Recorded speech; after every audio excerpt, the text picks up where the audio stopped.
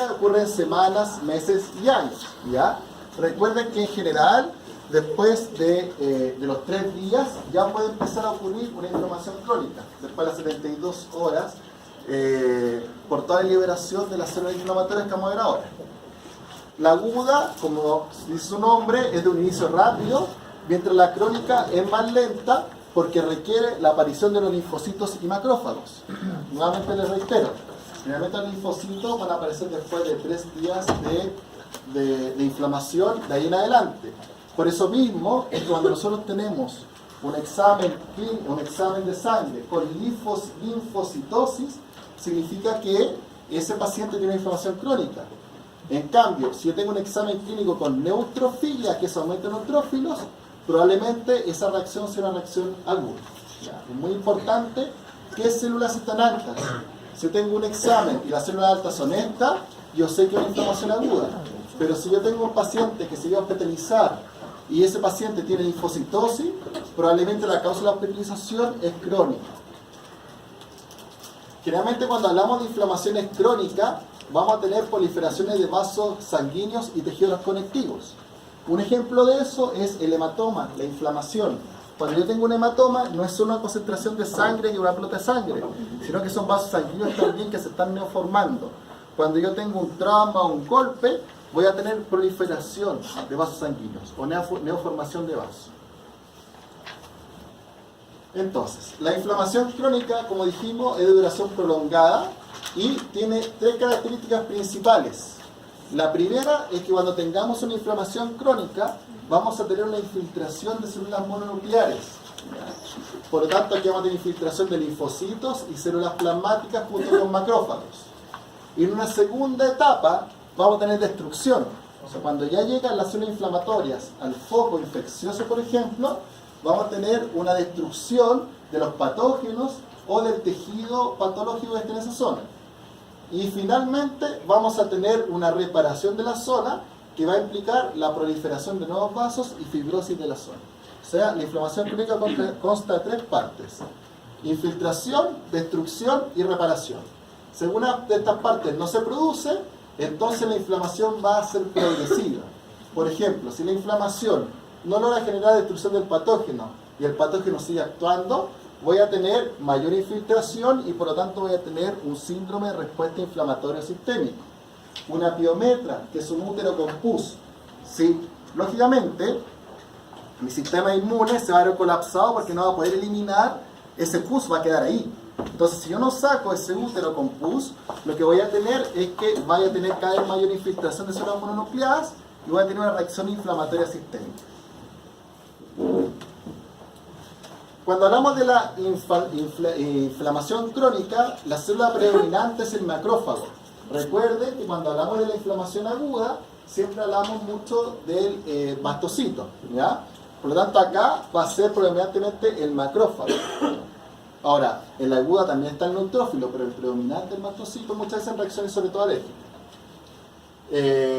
Estas células, los macrófagos, recuerden por inmunología que vienen a nivel de la médula. Por lo tanto, son células madres pluripotenciales que van a generar todas las colonias formadoras unidades formadoras de colonia y van a generar efectivamente un aumento de linfocitos. ¿Por qué les digo esto? Porque yo, por ejemplo, puedo tener un examen de sangre de un paciente y puedo tener linfocitosis. Yo digo, bueno, busquemos el foco infeccioso. Pero puede ser que yo lo que tenga sea una leucemia o linfoma mieloblástico. Entonces puedo tener un tumor de la médula y voy a tener 40.000 linfocitos. Entonces ahí también hay que tener ojo. No necesariamente los linfocitos son por aumento de o por presencia de una reacción infecciosa, un patógeno o algo, sino que también pueden ser neoplasia de la médula. Y eso se explica acá, por esta reacción. Cuando nosotros tenemos los mononucleares macrófagos en la sangre, ya saben ustedes que se llaman monocitos, ¿no es cierto? Y estos monocitos lo que tienen que hacer es hacer todo el sistema de adhesión, rolling y extravasación para llegar al foco infeccioso o extravascular y así generar un macrófago que va a ser el encargado de eliminar ese patógeno. El macrófago es la célula más importante fagocitaria que tenemos en el cuerpo. Pero aparte de fagocitar, el macrófago tiene como función incrementar o aumentar la citoquina inflamatoria en ese lugar. Por lo tanto, no solo va a fagocitar, sino que va a llamar a más células inflamatorias al lugar. ¿Ya? Entonces aquí tenemos un ejemplo de una bacteria que es fagocitada por un macrófago, pero aquí también sabemos que aparte los macrófagos activados van a aumentar distintas enzimas lisosomales y también van a poder aumentar su metabolismo y llamar a distintas citoquinas inflamatorias. Entonces el mismo macrófago crece y llama más células al lugar.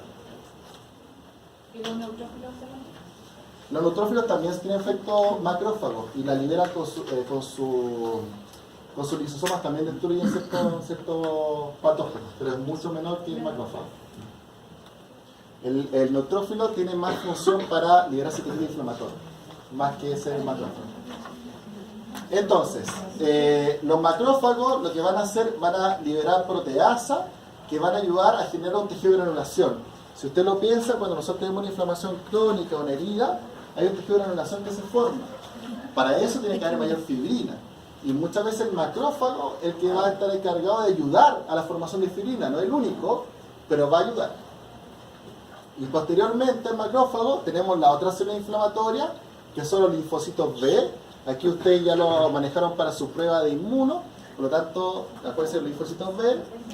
¿Eso no lo vieron todavía? Sí lo vieron. Los linfocitos B son principalmente linfocitos que van a ayudar a la respuesta inmunohumoral, mientras que los T van a ser los citotóxicos, el CD8 o GLP-CD4, y va a ayudar a aumentar la respuesta de la citoquina inflamatoria.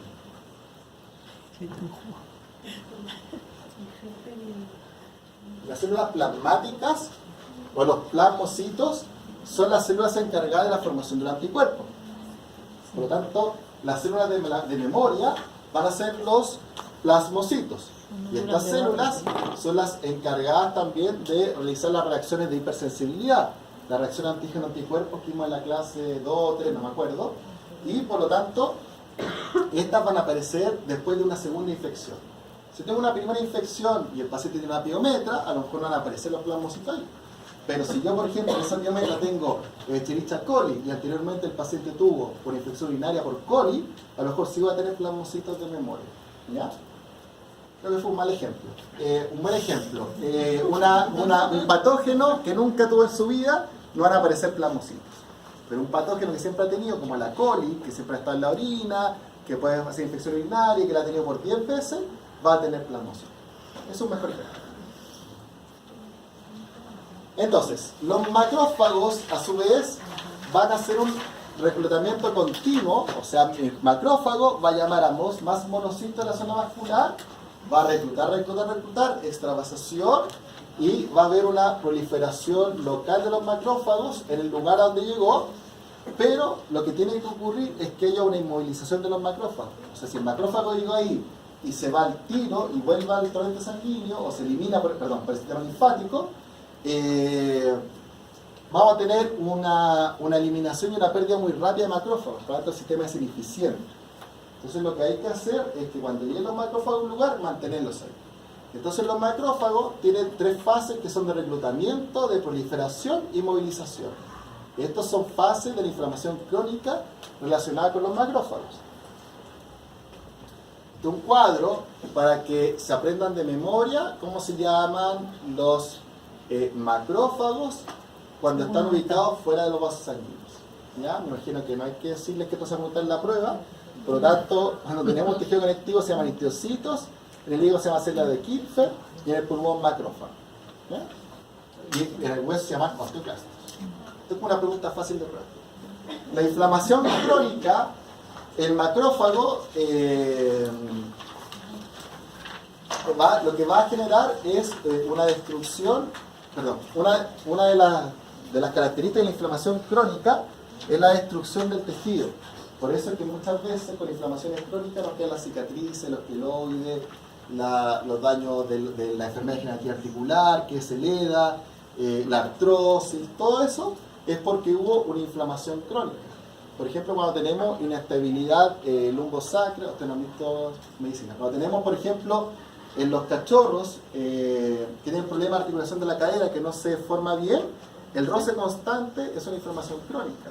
Y por lo tanto vamos a tener una destrucción del tejido y va a remodelar con un tejido nuevo para funcionar. Y eso se llama displasia de cadera. Es un ejemplo de una destrucción tisular, perdón, destrucción de un tejido por inflamación crónica.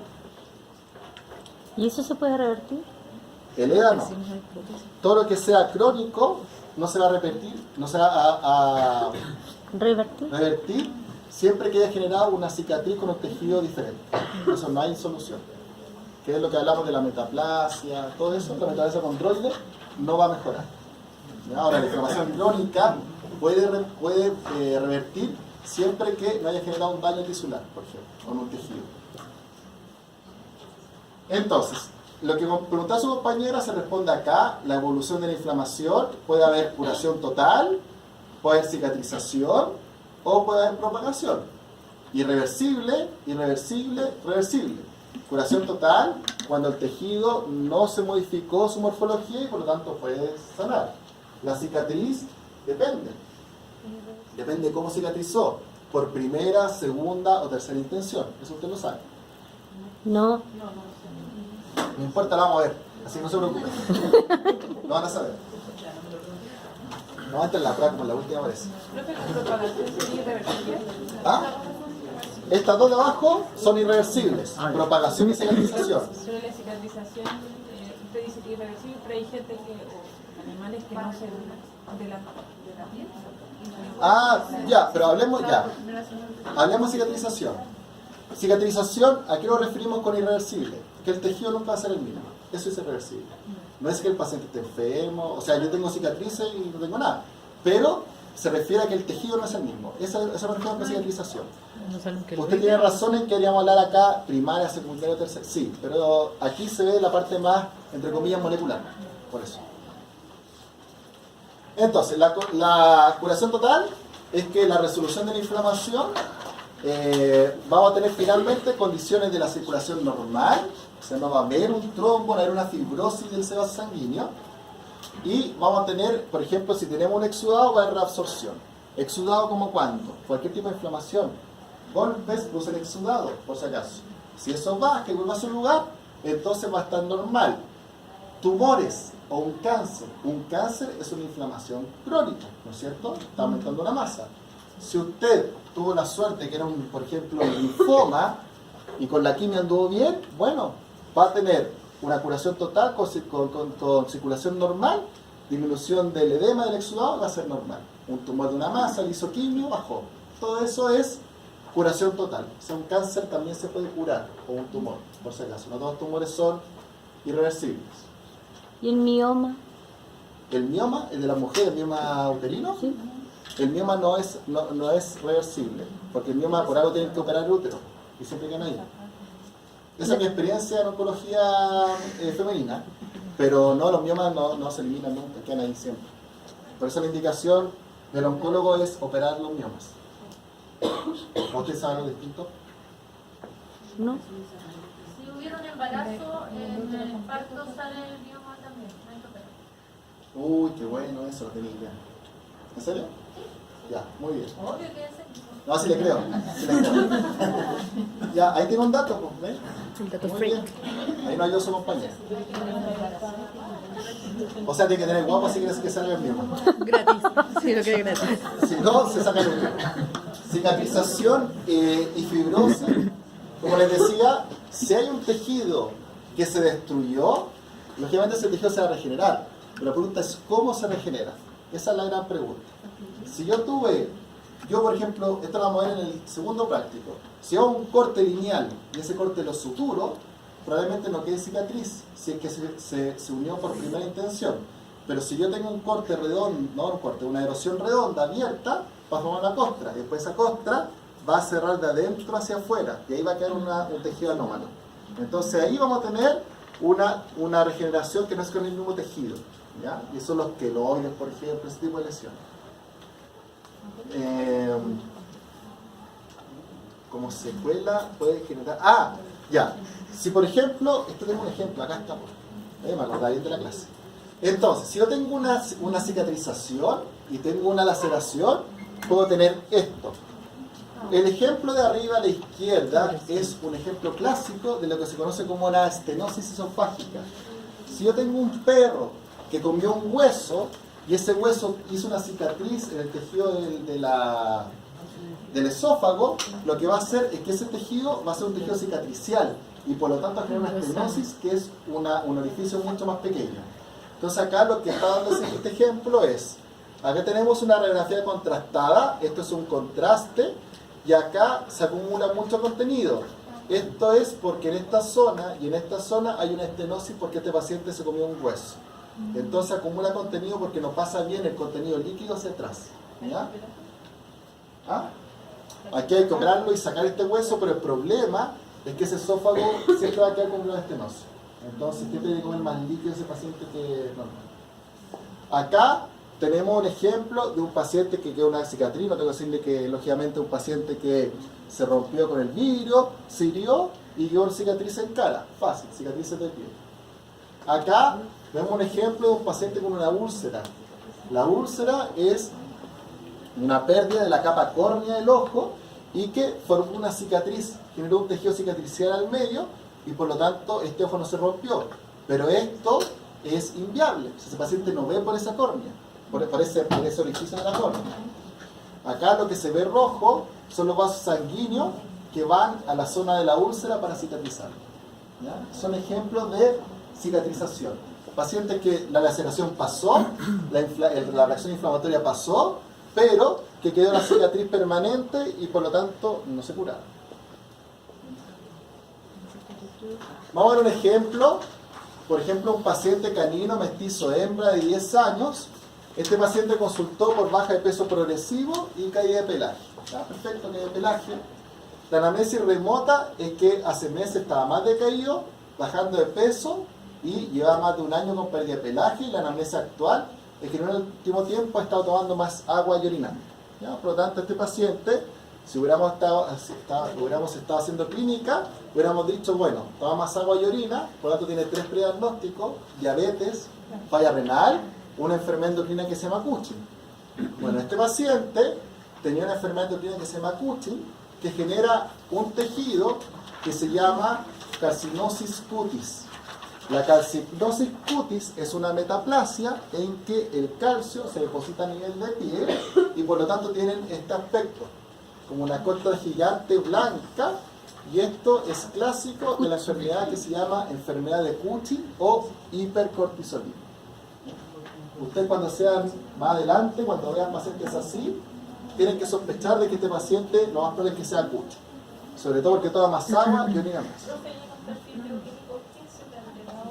La fosfatasa alcalina está por las nubes, muy alta. ¿Y eso puede ser por estrés? ¿Qué cosa? ¿Cushing? Sí. No, esto es un hipercortisolismo que es por un tumor, principalmente en el cerebro, que es el hipófisis. Si se fijan, esto es un tejido cicatricial. El paciente puede mejorar la enfermedad, puede mejorar el Cushing, pero siempre va a quedar pelado en esta zona. Siempre va a quedar con este tejido. Esto, la única opción de sacarlo es quirúrgica. O sea, acá usted sacó el proceso inflamatorio crónico, mejoró el Cushing, pero esto siempre va a quedar. Por lo tanto, la única opción es operarlo de eso. ¿Ya? Remover el tejido. Remover el tejido. Remover el tejido. Pero, profe, Dígame. remover el tejido es más una estético, ¿verdad? O hay que removerlo para...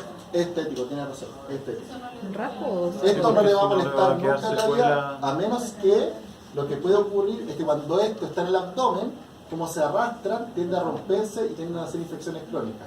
Pero en la zona dorsal no es necesario operarlo, lo dejan ahí nomás. ¿Y no sería mejor operar el tumor? Lo que es el tumor de hipófisis, en Chile no tenemos la cirugía para operarlo. Entonces, el 85% de los pacientes, el tumor está en el cerebro. Sí. Pero acá no se opera en Holanda y en Estados Unidos. Si el 15% está acá abajo, ahí lo opera. Ahí lo saca y soluciona la enfermedad. Pero la piel nunca va a mejorar. Ya quedó. No, el tumor para esta enfermedad, esto lo haremos después en medicina, solo puede estar en el cerebro, que es el hipófisis, Ya. o en la glándula adrenal. No puede estar en otra parte. Ah, esta se me pasó, ¿o no? Sí, pues se me pasó en ayer. Este es el mismo paciente, no, pero esto no es para usted. Para mí. Oh. El paciente quedó con se llama calcinosis cutis, tiene algo que se llama telangiectasia, que es piel delgada, tiene elasticidad de piel y abdomen abultado. Entonces son todos signos de Cushing. Se midió el cortisol en orina y el cortisol en orina estaba alto. Eso implica que el cortisol, que es la hormona del estrés, se está eliminando mucho. Y aparte, el paciente tiene hipotiroidismo, porque la TSH está alta y la T4 está baja. Esto lo vamos a ver en la última sección. Entonces el paciente con un tratamiento de la tiroides, que es levotirosina, y el tirostano, que ayuda a bajar los niveles de cortisol. Ya, vamos a lo nuestro. Entonces, ya hablamos de cicatrización, curación total, pero si no lo logro, bueno, paso acá a lo que se llama propagación. Entonces, ¿cuándo yo voy a tener propagación? Cuando tengo principalmente una afección, un patógeno infeccioso. Si tengo una infección, entonces mi sistema inmune no va a lograr eliminar esa infección. Cuando tengo una infección que es muy grande. Acá tiene algunos ejemplos de un gatito con absceso. El gato en el absceso, usted le pone antibiótico, pero si usted no tiene el absceso, el sistema inmune no va a ser capaz de controlar el absceso. Rápido. El gato no va a ser capaz de controlar el absceso. Por lo tanto, usted tiene que quitar el foco infeccioso, porque si no la enfermedad va a seguir progresando. Acá hay otro ejemplo de un paciente que tiene un linfoma a nivel de linfonodo. Esto, si usted no trata el linfoma, va a progresar y la reacción inflamatoria va a continuar. Estos son distintos ejemplos de progresión de una reacción inflamatoria. Las propagaciones de inflamación pueden ocurrir a distancia. Por ejemplo, el linfoma o un linfonodo afectado por una infección, por ejemplo, un gato que tenga un absceso y tiene este linfonodo afectado, puede generar una septicemia y generar por vía linfática inflamación completa del paciente. Y puede todos los linfonodos estar aumentados. Un paciente que tiene una piometra, con infección al útero, puede generar una septicemia y afectar todos los linfonodos también. ¿Se entiende con eso?